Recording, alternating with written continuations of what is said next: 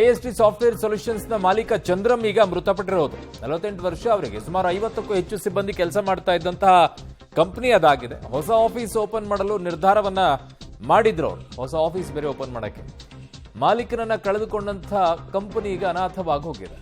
ನಿನ್ನೆ ರಾತ್ರಿ ಸಿಬ್ಬಂದಿಯ ಜೊತೆಗೆ ಮೀಟಿಂಗ್ ಅನ್ನ ಕೂಡ ಚಂದ್ರಂ ಅವರು ಮಾಡಿರ್ತಾರೆ. ಮೀಟಿಂಗ್ ಮಾಡಿ ಒಂದು ವಾರ ಬರೋದಿಲ್ಲ ಅಂತ ಹೇಳಿ ಹೋಗಿರ್ತಾರೆ. ಒಂದು ವಾರ ಬರೋದಿಲ್ಲ ಅಂತ ಹೇಳಿ. ಸೊ ಈ ಭೀಕರ ಅಪಘಾತದಲ್ಲಿ ಈಗ ಅವರು ಸಾವನ್ನಪ್ಪಿದ್ದಾರೆ. ಹೇಗೆ ಅನಿಸ್ಬೇಕು ಆ ಕಂಪನಿ ಸಿಬ್ಬಂದಿಗಳಿಗೆ? IAST ಕಂಪನಿಯ ಒಳಭಾಗದಲ್ಲಿದ್ದೀನಿ, ಗಮನಿಸ್ತಾ ಇದ್ದೀರಿ. ಇದೇ ಕಂಪನಿಗೆ ಮಾಲೀಕರಾಗಿದ್ದಂಥವರು ಸುಮಾರು ಒಂದು 50ಕ್ಕೂ ಹೆಚ್ಚು ಜನ ಇಲ್ಲಿ ಕೆಲಸವನ್ನು ಮಾಡ್ತಾ ಇದ್ರು. ಆಟೋಮೊಬೈಲ್ ಇಂಡಸ್ಟ್ರಿಗೆ ಸಾಫ್ಟ್ವೇರ್ ಪ್ರೋಗ್ರಾಮಿಂಗನ್ನು ಮಾಡಿಕೊಡುವಂತಹ ಕಂಪನಿ ಇದು.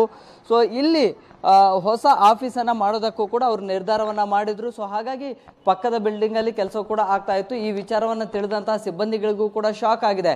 ಕೆಲವರಿಗೆ ಇವತ್ತು ರಜೆ ಇತ್ತು, ಇನ್ನು ಕೆಲವರು ಕೆಲಸಕ್ಕೆ ಬಂದಿದ್ರು. ಈ ವಿಚಾರ ಯಾವಾಗ ಗೊತ್ತಾದ ತಕ್ಷಣವೇ ಅವ್ರಿಗೂ ಕೂಡ ಒಂದು ರೀತಿಯಲ್ಲಿ ಶಾಕ್ ಆಗಿದೆ. ಅವರೆಲ್ಲರೂ ಕೂಡ ಹೊರಭಾಗದಲ್ಲಿ ಬಂದು ನಿಂತ್ಕೊಂಡಿದ್ದಾರೆ.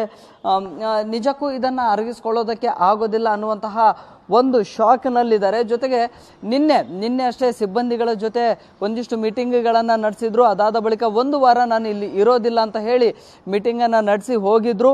ಸೊ ಹಾಗಾಗಿ ಅವರು ಕೂಡ ಸಹಜವಾಗಿ ಟ್ರಿಪ್ಗೆ ಹೋಗ್ತಾರೆ ಅನ್ನುವಂಥದ್ದೇ ಅಂದ್ಕೊಂಡಿದ್ರು ಅವರ ಸಿಬ್ಬಂದಿಗಳು ಕೂಡ.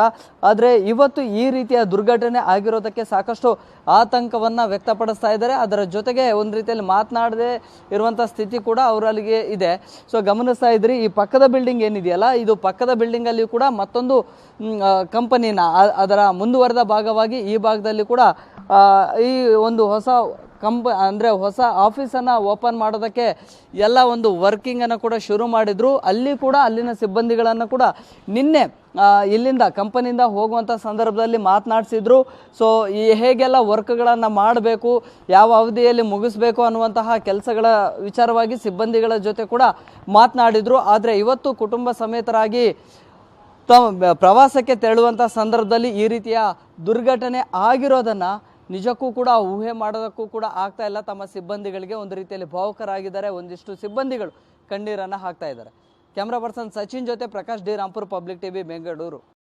IIST ಕಂಪನಿಯ ಮಾಲೀಕರಾಗಿದ್ದಂಥವರು ಈಗ ಭೀಕರ ರಸ್ತೆ ಅಪಘಾತದಲ್ಲಿ ಮೃತಪಟ್ಟಿದ್ದಾರೆ. ಇದೀಗ ಈ ವಿಚಾರ ತಮ್ಮ ಕಂಪನಿಯ ಸಿಬ್ಬಂದಿಗಳಿಗೂ ಕೂಡ ಗೊತ್ತಾಗಿದೆ. ಸೊ ಹೀಗಾಗಿ ಎಲ್ಲರೂ ಕೂಡ ಒಂದು ರೀತಿಯಲ್ಲಿ ಶಾಕ್ಗೆ ಒಳಗಾಗಿದ್ದಾರೆ.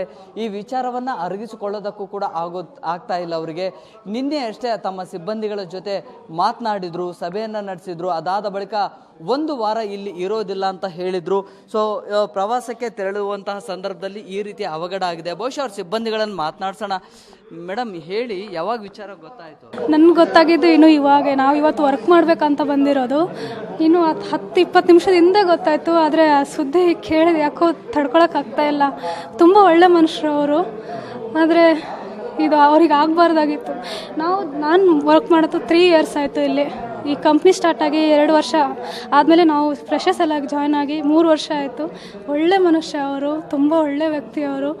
ಬಟ್ ಎಲ್ಲರನ್ನೂ ಒಂದೇ ಥರ ಟ್ರೀಟ್ ಮಾಡೋರು. ಯಾವತ್ತೂ ಒಬ್ರಿಗೆ ಹಾಗೆ ಒಬ್ರಿಗೆ ಹೀಗೆ ಅಂತ ಅವ್ರು ಯಾವತ್ತೂ ನೋಡಿರಲಿಲ್ಲ. ಆ ಒಳ್ಳೆ ಮನುಷ್ಯನಿಗೆ ಹೀಗೆ ಆಗಬಾರ್ದಾಗಿತ್ತು. ಇಡೀ ಫ್ಯಾಮಿಲಿನೇ ಹೋಗಿದೆ. ನಮಗೂ ಅದೇ ಶಾಕಿಂಗ್. ನಮಗೂ ಗೊತ್ತಿರಲಿಲ್ಲ. ನಿನ್ನೆ ಲಾಸ್ಟ್ ಅನ್ನಿಸುತ್ತೆ ನಾವು ಅವರನ್ನು ನೋಡಿದ್ದು. ನಿನ್ನೆ ಎಲ್ಲ ಕ್ರಿಸ್ಮಸ್ ಸೆಲೆಬ್ರೇಷನ್ ಎಲ್ಲ ಮಾಡಿದರು. ಬಟ್ ಏನು ಮಾತಾಡಿದ್ರು ಮೇಡಮ್ ನಿನ್ನೆ ನಿಮ್ಮ ಜೊತೆ? ನಾವೆಲ್ಲ ಇಲ್ಲೇ ವರ್ಕಲ್ಲೇ ಇದ್ವಿ, ನಾವು ಕೆಳಗಡೆ ಹೋಗಿರಲಿಲ್ಲ. ಬಟ್ ನಾವು ನಿನ್ನೆ ಲಾಸ್ಟ್ ನೋಡಿದ್ದು ಅನಿಸುತ್ತೆ. ಆಯಿತು, ಅದಾದಮೇಲೆ ಇವತ್ತೇ ನಾವು ಅಷ್ಟೇ ಬಂದಿರೋದು, ಜಾಸ್ತಿ ಯಾರೂ ಬಂದಿಲ್ಲ ಕೆಲಸ ಮಾಡೋದಕ್ಕೆ. ಬಟ್ ಕೇಳಿಬಿಟ್ಟು ನಮ್ಗೆ ಇವಾಗ ತಡ್ಕೊಳಕ್ಕಾಗ್ತಿಲ್ಲ. ಅಟ್ಲೀಸ್ಟ್ ಅವರು ಉಳಿದು ಬಂದರೆ. But sorry I can't. ನಿಜಕ್ಕೂ ಕೂಡ ಭಾವುಕರಾಗ್ತಾ ಇದ್ದಾರೆ. ಒಂದು ರೀತಿಯಲ್ಲಿ ತುಂಬ ಕಣ್ಣೀರು ಹಾಕುವಂತಹ ಸ್ಥಿತಿಗೆ ಬರ್ತಾ ಇದ್ದಾರೆ ಇಲ್ಲಿನ ಸಿಬ್ಬಂದಿಗಳು. ನಿಜಕ್ಕೂ ಕೂಡ ಸಾಕಷ್ಟು ಸಿಬ್ಬಂದಿಗಳು ಇಲ್ಲಿ ಇದ್ದರು. ಸೊ ಆ ಸಿಬ್ಬಂದಿಗಳ ಜೊತೆ ಕೂಡ ಉತ್ತಮ ಒಡನಾಟವನ್ನು ಇಟ್ಕೊಂಡಿದ್ರು. ಜೊತೆಗೆ ಸುಮಾರು ಜನರಿಗೆ ಕೆಲಸವನ್ನು ಕೊಟ್ಟಿದ್ರು. ಜೊತೆಗೆ ಈ ಒಂದು ಕಂಪನಿಯ ಪಕ್ಕದಲ್ಲೇ ಮತ್ತೊಂದು ಬಿಲ್ಡಿಂಗ್ನಲ್ಲಿ ಒಂದು ಹೊಸ ಆಫೀಸನ್ನು ಓಪನ್ ಮಾಡೋದಕ್ಕೆ ಅಲ್ಲಿ ಕೂಡ ಒಂದಿಷ್ಟು ಪ್ಲಾನಿಂಗನ್ನು ಮಾಡಿಕೊಂಡಿದ್ರು. ಆ ಒಂದು ಆಫೀಸ್ ತಯಾರು ಮಾಡುವಂಥ ಎಲ್ಲ ಕೆಲಸಗಳನ್ನು ಕೂಡ ಶುರು ಮಾಡಿಕೊಂಡಿದ್ರು. ಅಲ್ಲಿನ ಕಾರ್ಮಿಕರ ಜೊತೆ ಕೂಡ, ಅಲ್ಲಿನ ಸಿಬ್ಬಂದಿಗಳ ಜೊತೆ ಕೂಡ ನಿನ್ನೆ ಸಂಜೆ ಕೂಡ ಮಾತನಾಡಿದ್ರು. ಒಂದು ವಾರದ ಮಟ್ಟಿಗೆ ನಾನು ಪ್ರವಾಸಕ್ಕೆ ಹೋಗಬೇಕಾಗುತ್ತೆ ಅನ್ನುವಂಥದ್ದನ್ನು ಹೇಳಿ ಹೋಗಿದ್ರು. ಆದರೆ ಇವತ್ತು ಈ ರೀತಿಯ ದುರ್ಘಟನೆ ಆಗುತ್ತೆ ಅನ್ನುವಂಥದ್ದು ಯಾರೂ ಕೂಡ ತಮ್ಮ ಸಿಬ್ಬಂದಿಗಳು ಊಹೆ ಮಾಡಿರಲಿಲ್ಲ. ಈ ವಿಚಾರವನ್ನು ತಿಳಿದು ನಿಜಕ್ಕೂ ಶಾಕಿಗೆ ಒಳಗಾಗಿದ್ದಾರೆ. ಈ ರೀತಿ ಆಗಬಾರ್ದಾಗಿತ್ತು, ವಿಧಿ ಎಷ್ಟೊಂದು ಕ್ರೂರ ಅನ್ನುವಂತಹ ಒಂದು ರೀತಿಯಲ್ಲಿ ನೋವನ್ನು ವ್ಯಕ್ತಪಡಿಸ್ತಾ ಇದ್ದಾರೆ. ಕ್ಯಾಮರಾ ಪರ್ಸನ್ ಸಚಿನ್ ಜೊತೆ Prakash D Rampur, public TV, Bengaluru.